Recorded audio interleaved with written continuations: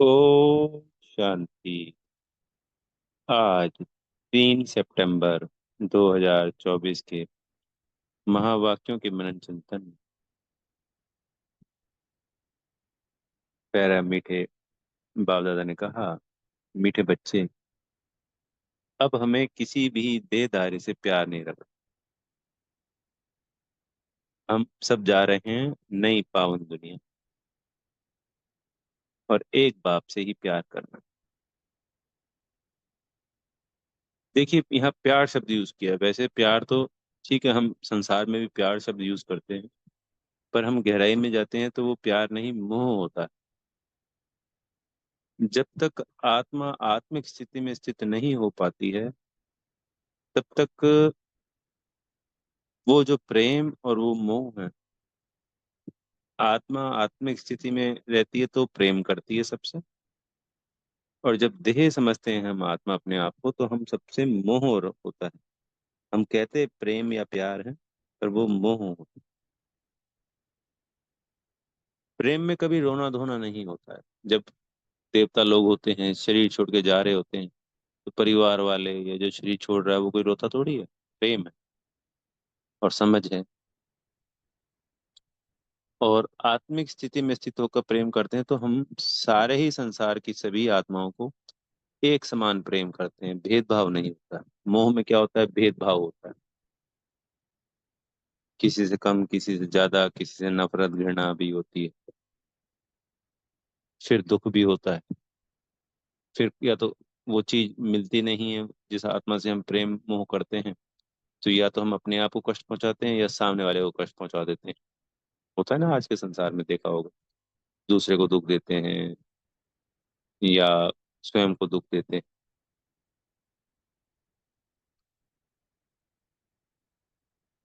पर शब्द तो बाबा ये तो कहेंगे नहीं कि भाई यहाँ पे तुमको दूसरों से मोह नहीं रखना है। बाबा तो यही कहेंगे कि भाई देहदारियों से प्यार नहीं रखना। वो बार बार इसलिए समझाते हैं कि अंतमति सो गति हो जाएगी। हम अभी से लंबे समय का अभ्यास करेंगे, सिर्फ एक बाबा की याद में रहेंगे, अपने मन बुद्धि को अपने कंट्रोल में कर सदा बाबा की याद में रहेंगे, तो अंत समय में सहजता से शरीर छोड़कर बाबा की याद में जा सकेंगे। क्योंकि हमारा अंतिम पेपर ही मोह के ऊपर ही है। नष्टो मोह स्मृति लब्धा। इसलिए बाबा हमें आत्मा का पाठ पक्का कराते हैं। उस वक्त हमारे सामने 1 सेकंड का, 2 सेकंड का या 5 सेकंड का छोटा सा पेपर होगा हमारे सामने ही। क्योंकि विनाश का समय होगा। किसी भी परिवार वाला या कोई भी आत्मा का अगर हम कोई हादसा देखते हैं, तो हमारी बुद्धि, हमारा मन उस तरफ चला गया, उसके दुख में दुखी हो गया, उसी की तरफ ध्यान चला गया, तो फिर हमें बाबा के संग जो जाने का है वो नहीं हो पाएगा। और फिर जो भी उसमें हमारा अकल्याण है वो हो जाए, और प्राप्ति कुछ भी नहीं है उस बात की। क्योंकि जो होना है सबके साथ, हर आत्मा का अपना कार्मिक अकाउंट है, अपना ड्रामा में पार्ट है, और जो जिसके साथ जो होना है वो होना ही है। इसलिए बाबा बार बार कहते हैं कि देहधारियों से प्यार मत रखो, आत्मा समझ अपने देह देह के सब संबंधों से, वस्तु वैभव से। पता चले कोई वस्तु ही डूब रही है पानी में, तो उसी के मोह में वो हो गए। इसलिए हर चीज के लिए मना करते हैं। अपनी देह को भी हम शरीर छोड़ रहे हैं, तो आत्मा अपनी देह को भी छोड़कर दुखी होती है। इससे भी मोह है। सबसे पहला मोह ही हमारा देह के साथ है। इसलिए पूरा ध्यान रखना है, अटेंशन रखना है, और सिर्फ एक बाबा से प्यार करना है। फिर बाबा ने कहा है कि तुम्हें किस चीज से तंग नहीं होना। बाबा ने कहा इस पुराने शरीर से जरा भी तंग नहीं होना। तो इस ये कैसा भी है, चल फिर रहा है, बीमारियां आ रही हैं जा रही हैं, दुख हो रहा है, मतलब दर्द हो रहा है कहीं, परवाह नहीं करनी। ये सबसे खोटा सिक्का है। जितने भी हमें 83 जन्म मिले होंगे, 83 शरीर मिले हैं, तो उनमें सबसे कमजोर कह लो, सबसे पतित कह लो, यही शरीर होता है। सबसे आखिरी है। जो इससे पहले मिले होंगे वो ठीक ठाक होंगे।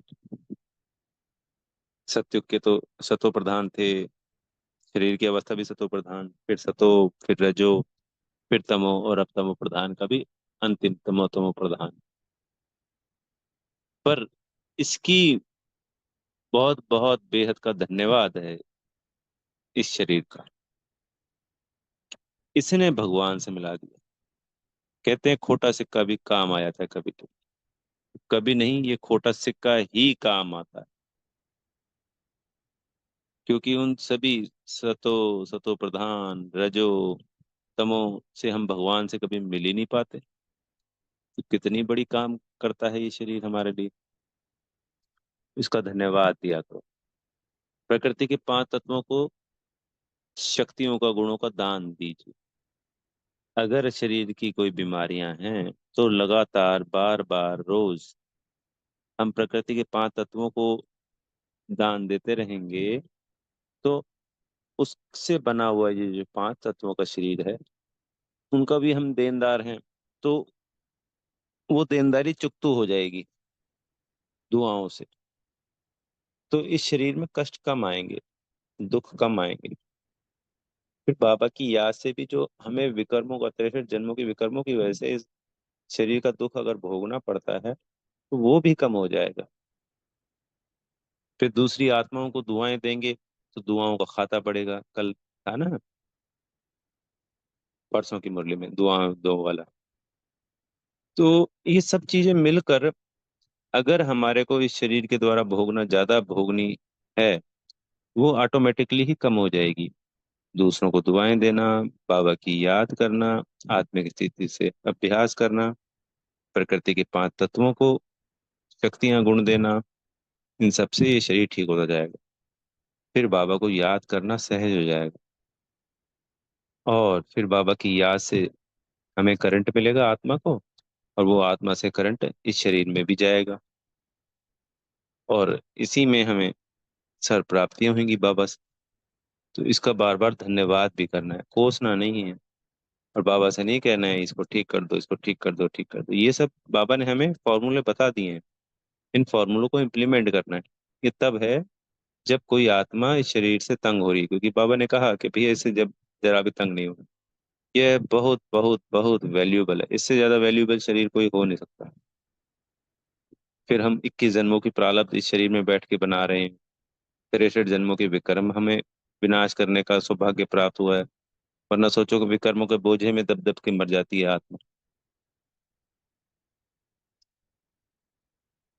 ऐसा कोई चांस थोड़ी मिलता है। भक्ति में यही तो कहते थे, अरे ये जप तप कर लो, ये दान पुण्य कर लो, पता नहीं कौन सा पाप कट जाएगा, और फिर कौन सा, किस बुरे समय में कौन सा ये पुण्य काम आ जाएगा। तो वो तो कुछ होता ही नहीं है, अब पता चल गया ना के बराबर है। यहाँ तो पूरे 21 जन्मों की प्रारब्ध सिर्फ बाबा, बाबा, बाबा, मेरा बाबा, मेरा प्यारा बाबा, मेरा मीठा बाबा करने से ही हमें कितनी प्रारब्ध बन जाती है। पूरे 84 जन्मों की कहानी, 63 जन्मों का विकर्म विनाश हो रहे हैं और 21 जन्मों की प्राप्ति। और अगले 21 जन्मों के बाद भी हमारा खाता अगर बड़ा है, तो द्वापर कलयुग में भी ये वाला संगम युग का खाता की प्राप्ति होती है। बाबा इसलिए नहीं कहते हैं क्योंकि हमेशा सर्वोच्च की बात की जाती है। तो सर्वोच्च क्या है? सत्युग। इन सब में इसलिए बाबा हमेशा सत्युग की प्राप्ति दिखाते हैं। तो कभी भी इस शरीर का अंग नहीं होना है, इसके लिए अपशब्द नहीं कहने अपने आप को या इस शरीर को। इसका हमेशा बारंबार धन्यवाद करते रहो, करते रहो, करते रहो। फिर बाबा ने कहा कि दूर देश का रहने वाला मुसाफिर, रूहानी बाबा आया है और अपने रूहानी बच्चों से मिलने। तो हमको कहा आज दूर देश के पैसेंजर, यात्रा पर है ना हम सब। हमारा घर एक्चुअली हमें दिन में कई बार याद दिलाना चाहिए कि मैं परम धाम की रहने वाली आत्मा हूँ। परम धाम शब्द को यूज करना चाहिए, क्योंकि सब आत्माएं मुक्ति मांग रही हैं। तो मुक्ति मांगने का अर्थ क्या हुआ कि सब आत्माएं घर जाना चाहती हैं, परम धाम जाना चाहती हैं। हमको यह ज्ञान है और उनको वो नहीं है। अगर हम में भी कोई मोक्ष मांगना चाहता था पहले, या कोई आज भी मुक्ति मांगना चाहता है, तो वो क्या है? अपने घर की याद। पर चूंकि आत्मा को पता नहीं है, जिस वजह से वो मुक्ति या मोक्ष कहता रहता है। मोक्ष तो मिलता नहीं है, पर मुक्ति तो मिलती है, हमें पता है। तो अब हम जहाँ से आई हैं, बाबा ने आज की मुरली में क्लियर किया कि ये स्टेज पे हमारा ड्रामा में पार्ट पूरा हो गया है। तो जब इस संसार की फिल्म की एक्टिंग या कोई नाटक पूरा हो जाता है समाप्त, तो सारे एक्टर आखिरी बार एक दूसरे से मिलकर वापस अपने अपने घर चले जाते हैं। ऐसे ही हमने इन 84 जन्मों में अलग अलग एक्टर के साथ, क्योंकि आज जो एक्टर हमारे साथ हैं सगे संबंधी, वो हर जन्म में तो थे नहीं, तो वो हर जन्म में अलग अलग होते हैं। तो वो एक्टरों के साथ हमारी यात्रा पूरी हो गई है। और अब सबको छोड़कर, सब जन्म में अलग अलग एक्टरों के थे, निभा दिया पार्ट, दोबारा से इसको शुरू करना है। तो हमेशा पूरे दिन में अनेकों अनेक बार याद दिलाओ कि मैं एक्टर हूँ, मेरा स्टेज पे पार्ट पूरा हो गया है, मुझे घर जाना है।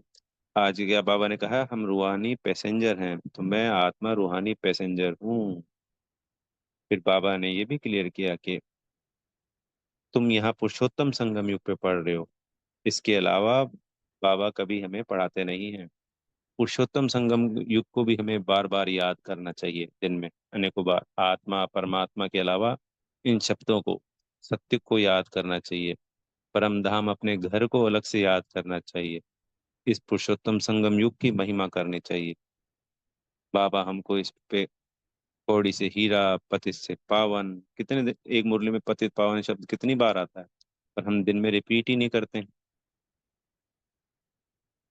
तो बार बार इसको दोहराना है। पुरुषोत्तम संगम युग पूरा नाम लेना होता है, पुरुषोत्तम संगम युग, खाली संगम युग नहीं, पुरुषोत्तम संगम युग।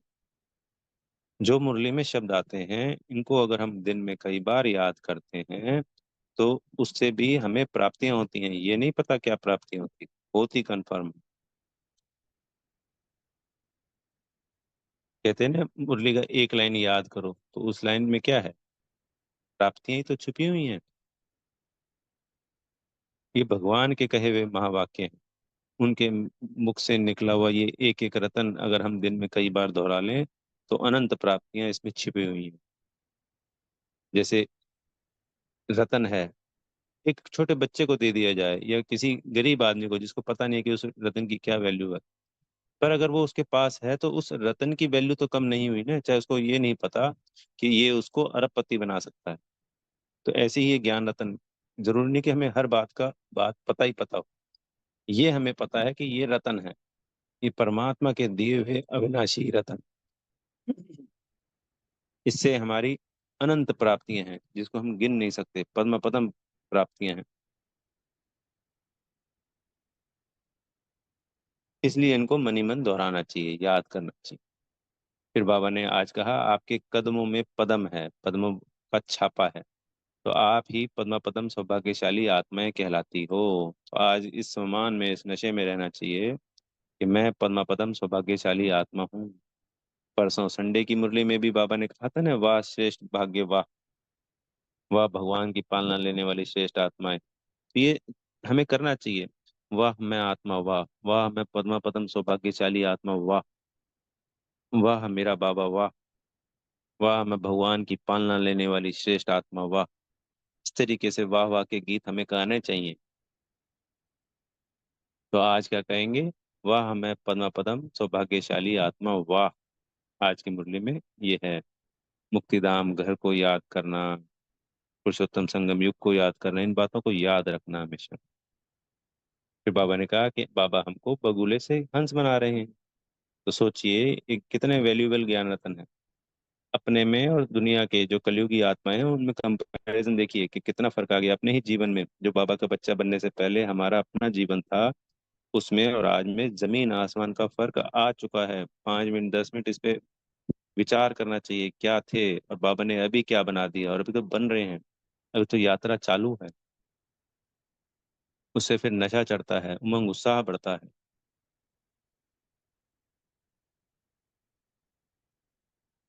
क्योंकि बाबा क्या चाहते हैं कि हम प्रवृत्ति मार्ग वाले बाबा का वैल्यूबल बच्चा बनकर, टीचर बनकर औरों को भी आप समान बनाएं।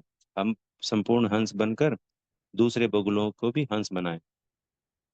कोई भी बच्चा जब जिम्मेवार होता है, हम घर गृहस्थी की जिम्मेवारियां संभालते हैं और तो उसको निभाते हैं तो खुशी होती है ना, हमारे माता पिता को, सास ससुर को, बच्चों को, किसी को भी, हमारे साथ जुड़े हुए सभी को।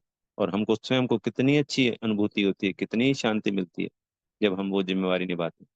तो आज ये हमारा बेहद का परिवार है, बाबा मिला है। बाबा का जिम्मेवार बच्चा बनकर जब हम ये सेवाएं करेंगे, सबको आप समान बनाएंगे, बाबा का मैसेज देंगे, तो जो जीवन में परिवर्तन हमारे आया है, हमारे ये ढेर सारी खुशियां मिली हैं, उमंग उत्साह आया है, वो औरों को भी आएगा। उनकी भी दुआएं जुड़ती जाएंगी और बाबा के बेहद करीब जाएंगे। वो बच्चा ही तो करीब जाएगा ना, जो बाबा का टीचर बच्चा बन दूसरों को भी सिखाएगा, पढ़ाएगा, चलाएगा। हम भी बगुले से हंस बने, दूसरों को भी बगुले से हंस बनाएगा। अच्छा। ओ शांति। बेहद का धन्यवाद मेरे प्यारे मीठे बाप दादाजी का।